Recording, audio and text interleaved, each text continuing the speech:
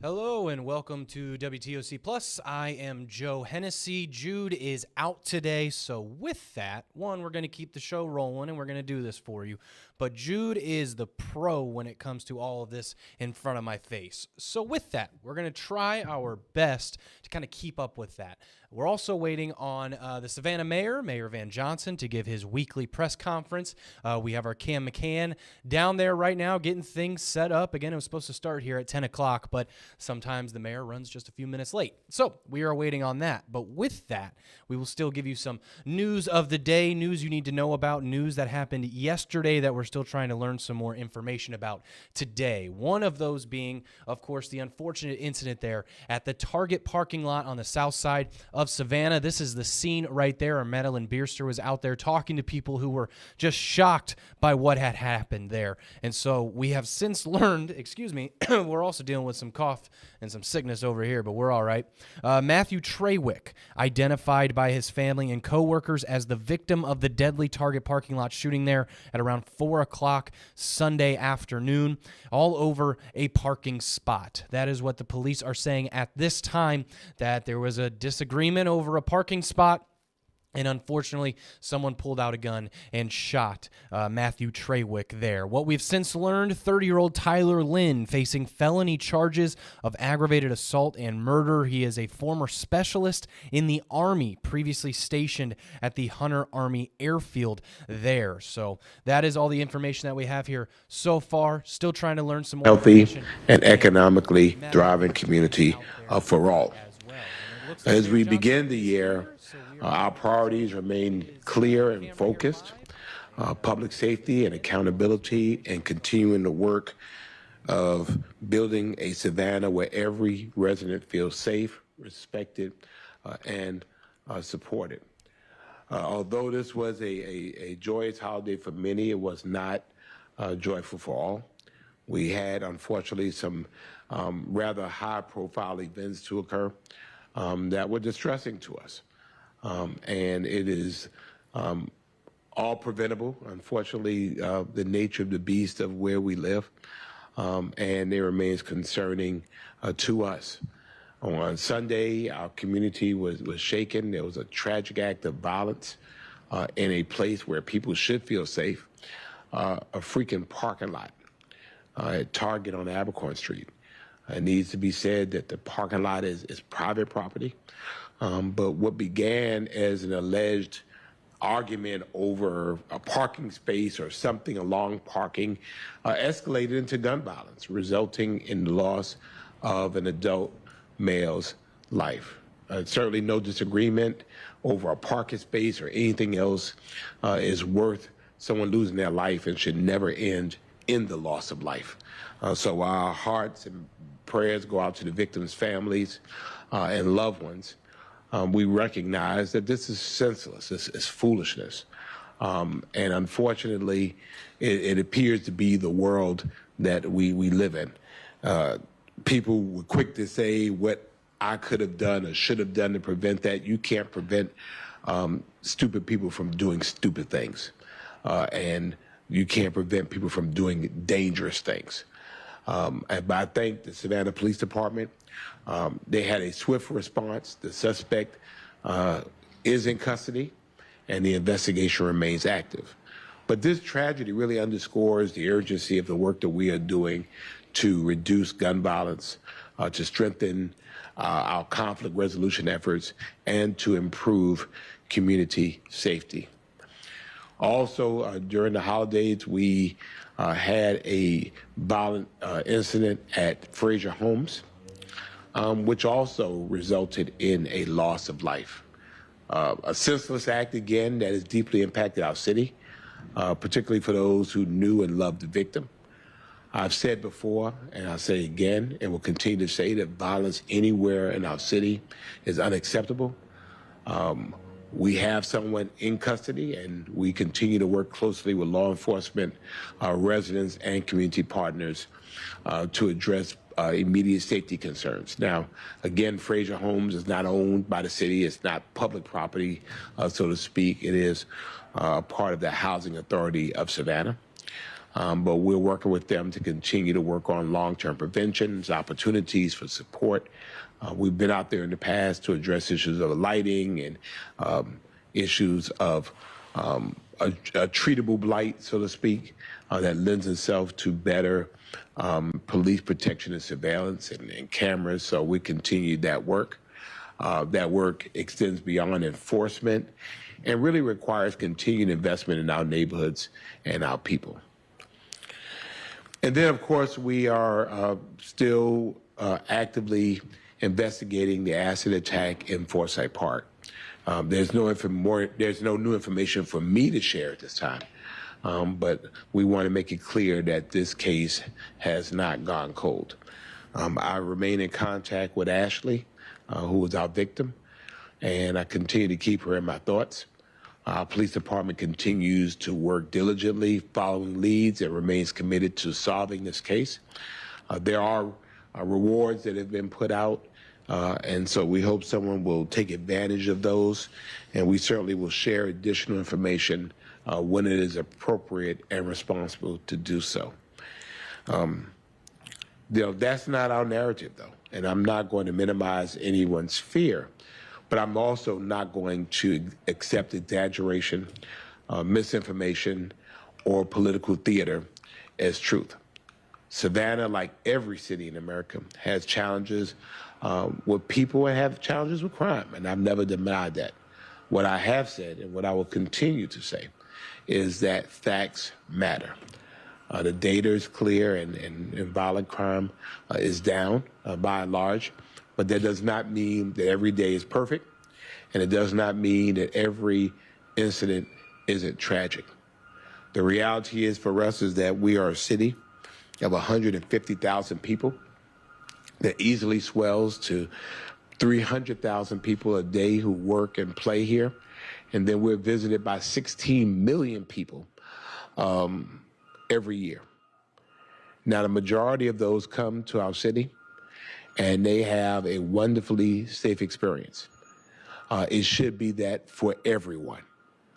And the reality is, until it's like that for everyone, then we have work to do.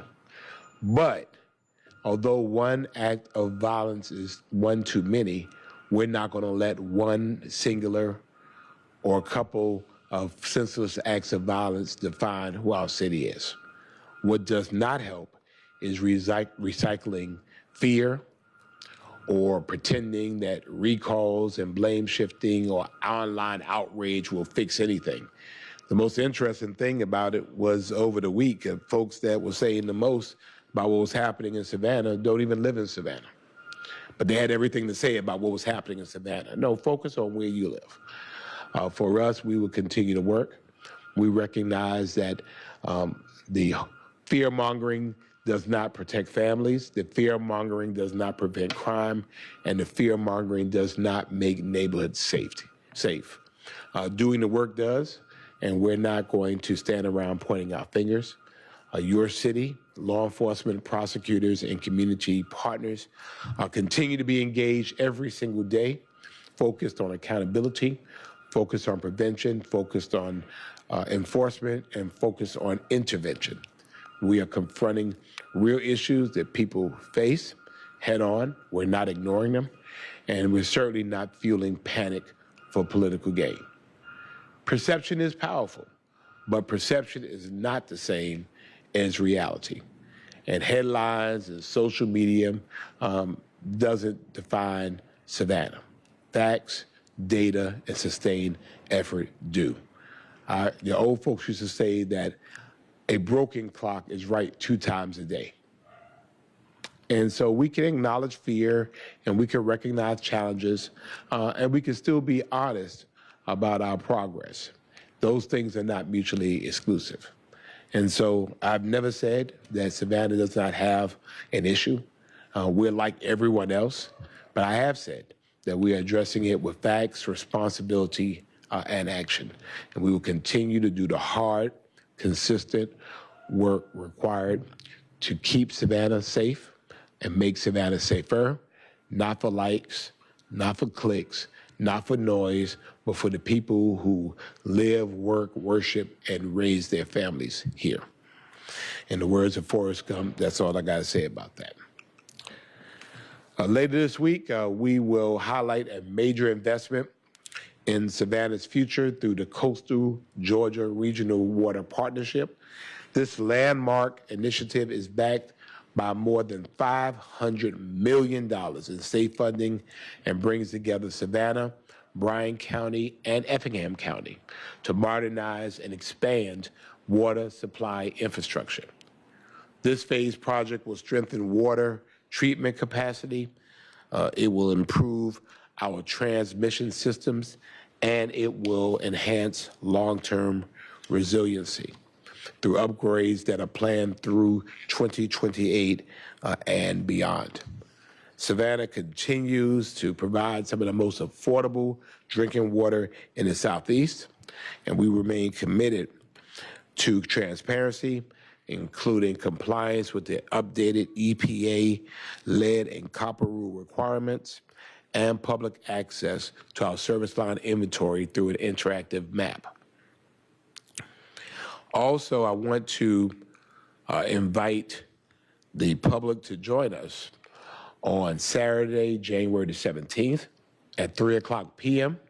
for a community celebration and a renaming ceremony honoring the legacy of Dr. Martin Luther King Jr.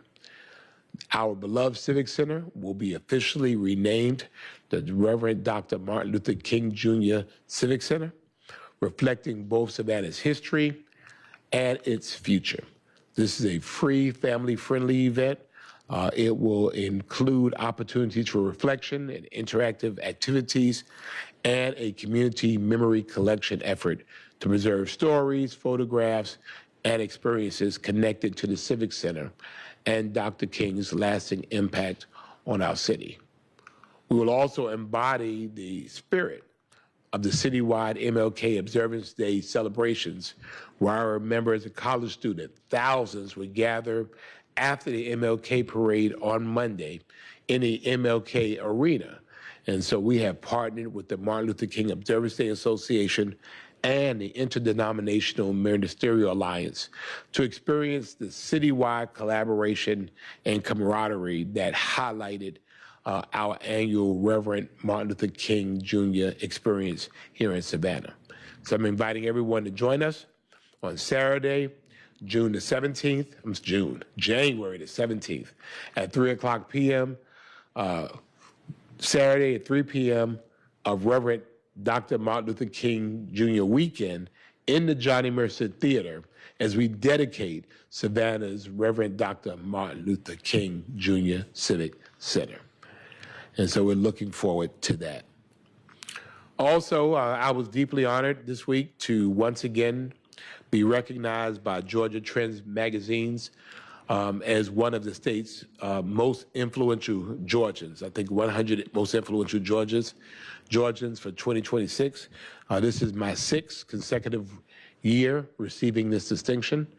And for me, this recognition is not about one individual. Every time you say my name, you say Savannah, Georgia. So it really reflects the collective work of Team Savannah, our city council, our community partners, and our residents. Savannah's continued progress in public safety, housing, infrastructure, and inclusive and thoughtful growth is the result of shared leadership and collaboration. So I'm thankful for the recognition, but I also recognize that I serve a great city that is always recognized. This week, your Savannah City Council will reconvene for the first time in 2026 with an agenda that's relatively light by our standards, but always significant.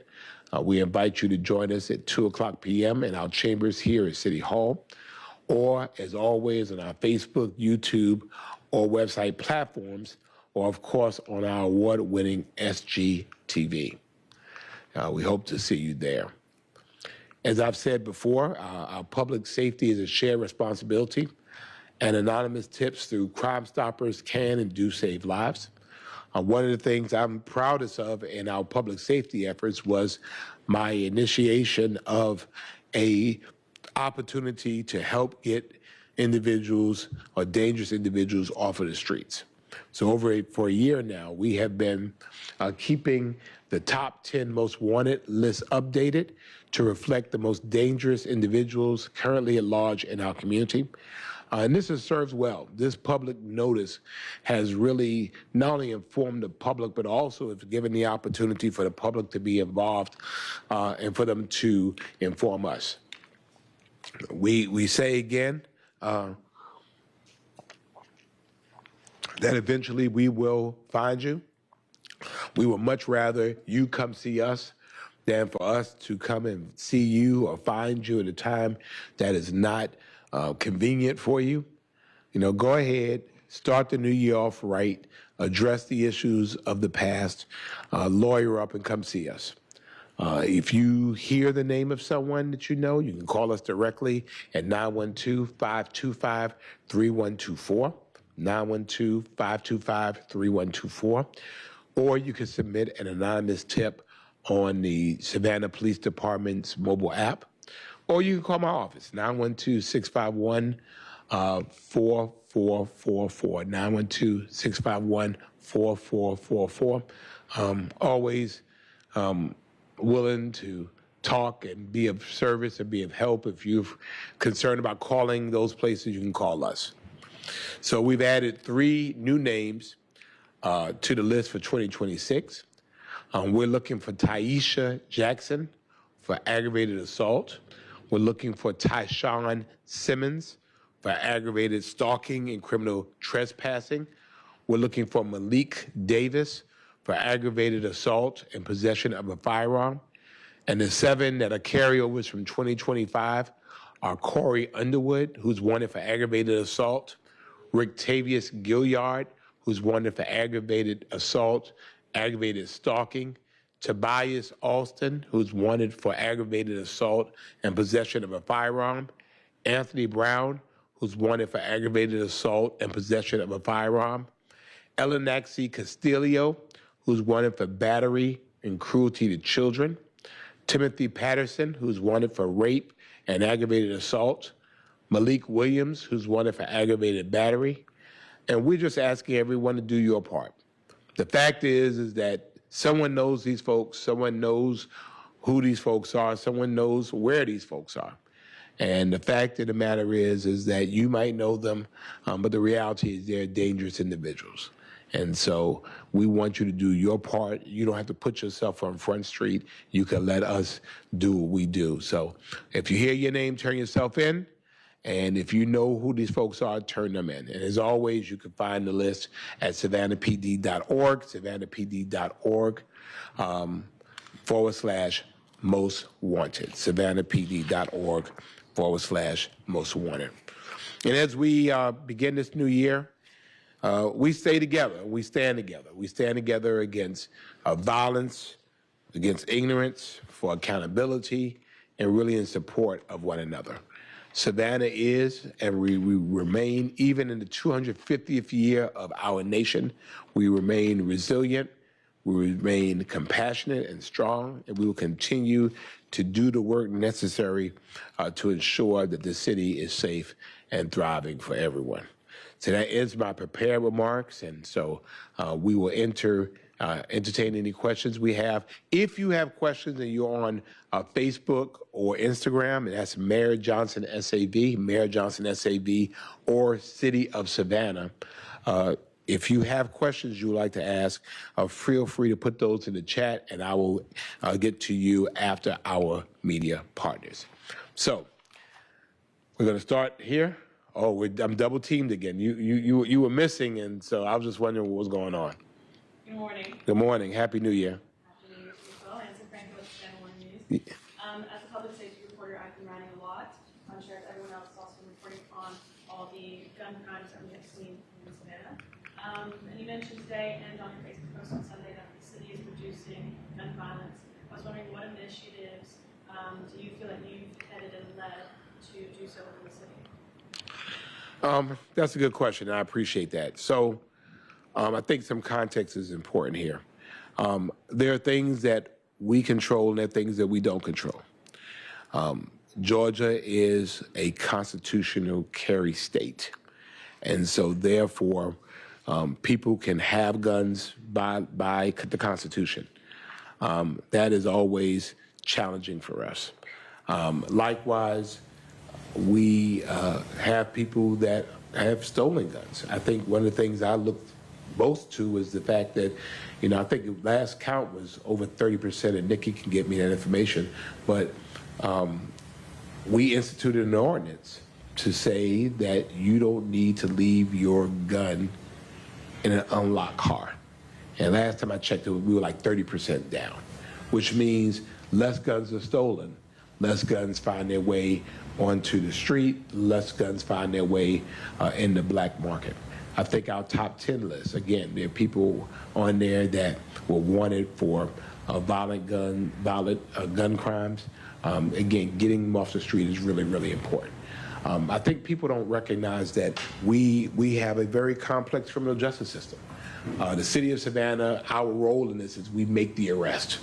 And I will tell you, for our homicides, we're at like 85% clearance rate for 2025, which means, 85% of the time, we're going to get you. And so we have amazing law enforcement personnel. But then we turn them over to a criminal justice system that we don't control. We turn them over to prosecutors that we don't control. We turn them over to judges that we don't control, a state system that we don't control. And I think what's frustrating for us is oftentimes that they end up coming back. And we see them a lot sooner than we should. And if there are not any severe and dire consequences for pulling triggers, then the propensity is there to do it again. Something else I want to add is that we hired a U.S. attorney. We actually hired a Savannah City attorney that is platooned in the U.S. Attorney's Office, who has done an amazing job. If we find gun crimes that have elevated to the federal statute or gang crimes that have elevated to that, we're prosecuting them federally. As a matter of fact, one of the individuals accused in the Oglethorpe Mall shooting, we're treating that federally. So I think, for the things that we're able to control, again, I'm still out here buying guns from kids. If they want to, get rid of a gun, we'll buy it off of them. Because, again, we know that if a gun is not present and a gun is not involved, then there are less opportunities for people to be involved in that. So I think those are the things that we're able to control. We have reduced our police vacancy rate. I think we just had a big class. I think we started the year in the hundreds. We're probably down to 85, through attrition. It kind of fluctuates every day. We continue to invest in technology. We have a $972,000 grant from the Savannah College of Art and Design that we've used really for more cameras, more flock, more technology to help us to really increase our force multiplier in the technology space. So I think, again, for the things we're able to control, we control. We can't control people's children. And we can't control people's dumb decisions. And again, over a parking space. I mean, there are times, we've all had those moments where, and it's happened to me just this weekend. You're going down and you see the space and you see it and you vector over to get to it, and then somebody turns around and jumps into it. Happened to me twice. The second time, the guy saw me motioning for the space, and the person pulled out, and he almost cut me off to do that. Now, for me, I probably used some words that were not in the Sunday school commentary. But it was important for me at that point to say, you know what, it's not worth it, I'll find another space. And so, again, these are people issues about how we deal with conflict, I think we'll continue to work with the things that, we will. I want to, be able to say, I think we end the year up with like 3 more homicides. I think we ended up with like 28 homicides, which was up 3. But it was equal to what we were in 2023. When you take out the domestic situations there, and the ones where individuals have had knowledge with each other. Again, we're really below 20, probably below 15 when you look at that. But our aggravated assaults with guns are down significantly. We had like 305 in 2024. We're down to 256. And I think that's, also very, very important. I think, we're controlling what we can control. I'm glad that you mentioned the gun ordinance that you passed and then it was recently overturned. I'm not familiar with it overturned. The judge made a decision regarding a singular defendant. Okay. We still have a gun ordinance and we're still enforcing it. Gotcha. Are you going to challenge that judge's decision? No, the decision is a decision. Our ordinance is still our ordinance. And so I suspect in this election year, they tried last year, the Georgia legislature tried to change the law to preempt us from doing that. And I think they did that because they recognized that our law was constitutional, which is why the legislature tried to change it. But, time kind of ran out of it. I think they'll try again. But no, we still have this gun ordinance. It's actually a car ordinance involving unlocked guns. Again, I think it's reasonable. I don't know what people are so upset about. I mean, I think those of us that carry, those of us who understand, are professionals in that space, will tell you that gun safety is the #1 rule of gun ownership. Thank you. You good? Okay. Morning, Mayor. Good morning. Do you want me to ask you my fun question at the start or the end? Go to the end. Okay. I'm locked in the zone now, so. Gotcha. Talking about this Target parking lot shooting, have you been in contact with the family of the victim or either party in that? I have not as of yet. And so I'm kind of curious, the acid attack, this parking lot attack, these are things that are tough to manage. I remember you saying, we're trying to control what we can control, but seeing these that might be, out of your, jurisdiction in the sense of how do we stop these? How are you guys, having conversations with SPD about trying to get that? I mean, these are anomalies. I mean, again, I've been in law enforcement in this community, easily for the last 30 years. I graduated from the police academy in 1994. So just tell you how long. I've never, ever heard anything in this community regarding acid. I mean, it's just, we were talking about it was like, where do you even get acid from? No, and people are like, I don't know. I mean, and then you have to carry it and transport it. And it just seems really weird to me. And so, I don't know how you prepare for that. Like, how do you prepare for snow? It's just such an anomaly. And then again, we have these road rage incidents that happen across the nation every single day. Single incidents. This was a private parking lot. So I'm not sure how we would police a private parking lot. If there's an accident in the Target parking lot, we don't investigate those because it's a private parking lot. This is private space. Again, from someone, as I understand, that people loved and was not armed.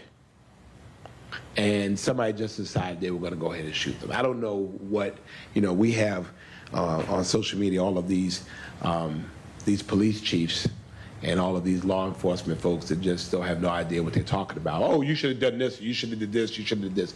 The reality is that we control the things we can control. We need people to make better and smarter decisions. And then I think, again, people who have the propensity for violence, we have to get them off our streets. And then we're kind of entering, as I'm kind of dawning at parade season Yeah. coming up. And after all these, violent crimes that have come, like the Fraser home shooting as well, I remember right after both of those, the acid and the Fraser homes, SPD patrol increased heavily in the area. And so is that going to be a similar case when it comes to these, parades, these big events that are going on? What exactly is, your guys' plan as a city to try and make sure nothing like that happens during these big events where a lot of people are going to be around each other? Well, we manage big events, and we've managed big events for years. And the reality is we've been blessed so far not to have violent events during it. I mean, we have an emergency operations plan that goes full in, not only Savannah Police, but we also engage partners from our neighboring jurisdictions to assist us. People want to come out and be able to have a good time. And so, part of tragic incidents is to make sure that we are present, and our strategy is also to ensure that we're able to get additional information as we need it. But, again, we have the Martin Luther King Parade in just a couple of weeks, and then we have St. Patrick's Day. We'll address it. Again, there's just some things we don't control. We just don't control. And until we can control people, we can't control, what people do. And so the things that we can control, we will be present. We will use technology. We will leverage technology. We will use both uniformed and non-uniformed officers and use intelligence, be smart. We'll look at and navigate social media because that's often a treasure trove of information, and we'll do what we can. All right, and so I used to be a runner, not anymore. But my New Year's resolution was to start running more. I'm curious, as the mayor of Savannah, what might your New Year's resolutions be for the city? You got to work with me here. No, actually, well, personally, I think, self-care is not selfish. And so for me, personally, it was water. We'll drink more water. I hate water, but drink more water and get more sleep. So I average maybe 3.5 to 4 hours. So I'm trying to get to 6. And so I've been working to be able to do that. For the city, the New Year's resolution is really to make it to 2027, to continue implementing our strategic plan, to be unabashedly clear that all means all, and that we're going to continue to engage people and be very active and forthright. We're going to be transparent. We're going to be truthful. We're going to be thoughtful and thorough in the things that we do. Again, I've shared with you all many times, if it's bad news, you're going to hear from us first. We want to be transparent with you all, and I've made that clear to our organization. That's where we're going to be. You're going to see a thoughtful thought process in one of the things that we do. We want to be transparent and truthful at all times. And so those are my New Year's resolutions. We continue to do that. And again, I think we have an excellent team, and we are poised and prepared to move forward in that. In our media space, you see Miss Nikki here with us, and she's been an amazing asset to us. So she'll help do a better job of keeping me organized, which is sometimes like herding cattle. But she'll manage. She's kept me on task so far. So Thank you for having time. Thank you. Good morning. Hey, good morning. Happy New Year. Happy New Year. So I have 2 questions for you. Sure. One, the city of Savannah being awarded the $2 million in federal funding through the U.S. Department of Transportation Safe Streets and Roads for All to Yay. reduce fatal crashes and strengthen transportation. Did you want to talk a little bit about that? Yeah, obviously, again, good work brings on more good work. We recognize that in our city, which is a beautiful walking city, we are trying to get to the point of our Vision Zero pledge that we ultimately have 0 incidents of fatalities, both in vehicle accidents and in pedestrian injuries and fatalities. We recognize that that comes with some work. And we continue to do that. Obviously, the grant helps us in a big way to be able to do that. It helps us as a force multiplier in the work that we're already doing. We want people to be able to do better, and we recognize that some of it is the built environment, crosswalks and signs and speed bumps. If you notice from the SPLOST, we have put in more for what they call traffic calming devices. But on the other end of it, we have to also recognize that some of it is, behavior. Again, I was coming here today, and someone is walking through the crosswalk on their phone. Literally. And, I had the right of way, but they were walking and looking on their phone. So we just need people to exercise more grace. We're grateful for the grant opportunity. We're going to make the most of it. And again, going kind of back to the crime conversation. Sure. I know you said over and over again, y'all can only do, you can only control what you can control. What's in your wheelhouse, I guess. But Yes. talking about the Frazier Holmes shooting, we talked with Alderman Dietrich Leggett a little bit about that, and he had mentioned going to the Housing Authority and kind of working with them. I know you were talking about lighting and things like that out there. What has that conversation been, if you could share any further? We've done that for quite some time, and we continue those conversations. The challenge is a couple of things. First of all, is that, again, the Frazier Homes, Yamacraw, Caton Homes, these are not city-owned facilities. These are residential units that are owned by the Housing Authority. The mayor appoints the board members of the Housing Authority of Savannah. And so I've been in contact with them for quite some time before this. I mean, we'll go back to the young lady, the 13-year-old that was killed in Yamacraw, about issues of lighting and issues of trees and light. For them, it's an issue of finance and being able to have those. I mean, in my perfect world, and certainly in the reconstruction of Yamacraw when it happens, lights and cameras should be a part of that built environment. What are we able to do now in terms of, mobile lights, those types of things, mobile cameras to be able to make sure that people are safe and that we have those. But that's the responsibility of the Housing Authority. We will assist them in that space, but it's not our primary responsibility. Thank you. Thank you. Hey, good morning, Hey, Eric. good Good to morning. be with you. So I know you said that you do not have an update in the Forsyth Park asset attack investigation, but Okay. that you've been in continuous contact with Ashley. Can I you have. provide any update on her recovery process? How's she been?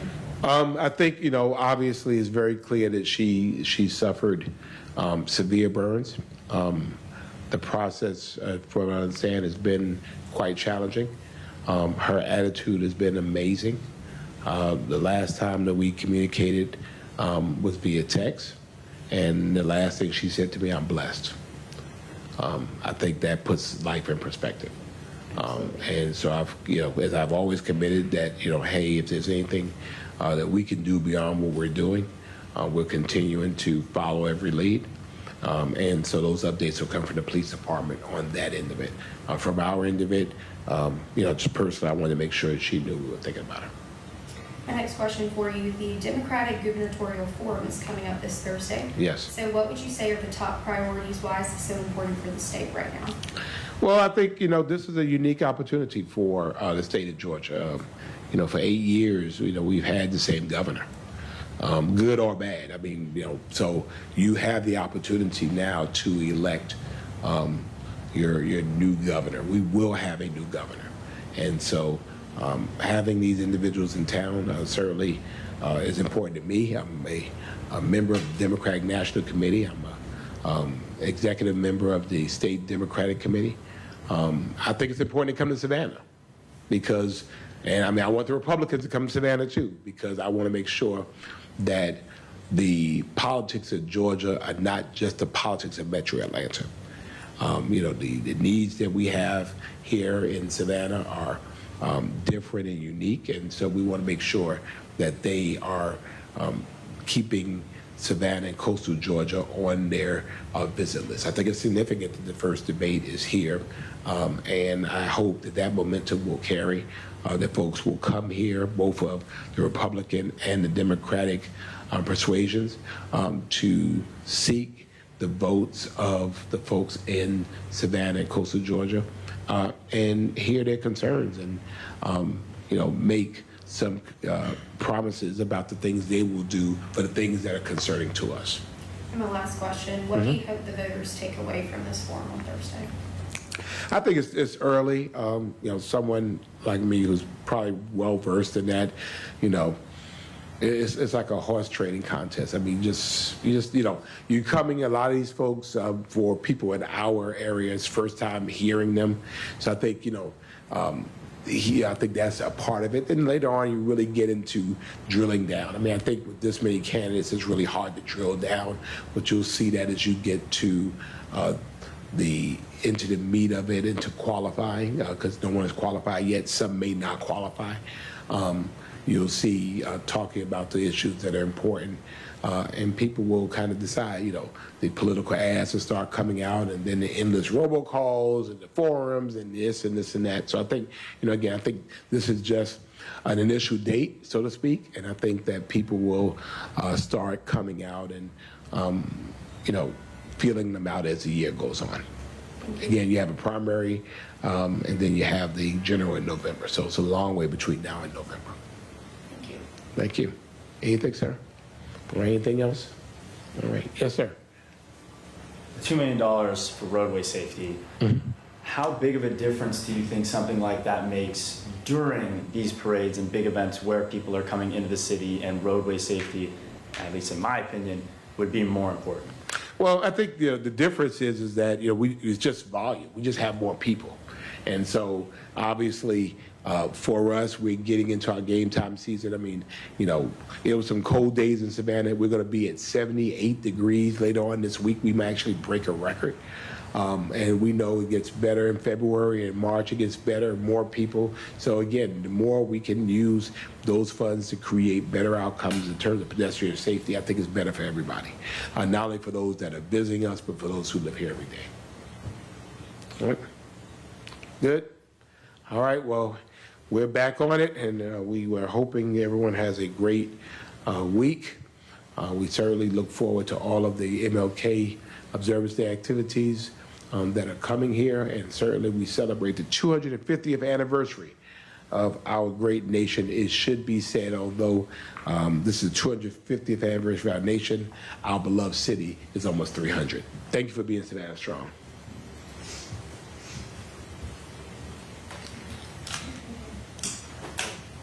Did you see that thing? Yes. Oh, yes, sir. Did it make sense? I still have to look at it. I was off last He was week. really concerned about the parades. Oh. We love the parades.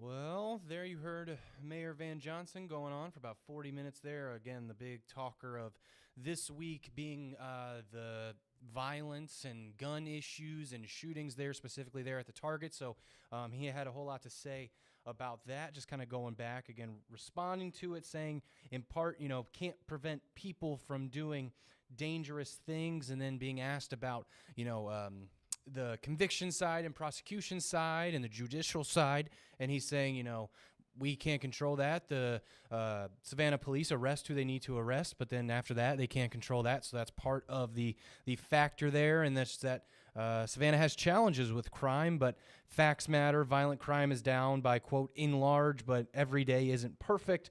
They will do what's best for Savannah to keep it safe. And then talking about some other projects there, a big one being those $2 million from the U.S. Department of Transportation, talking about all the road fixtures and their zero plan, Vision Zero plan, Zero Vision plan, Vision Zero plan. Goes back and forth. I always forget off the top of my head.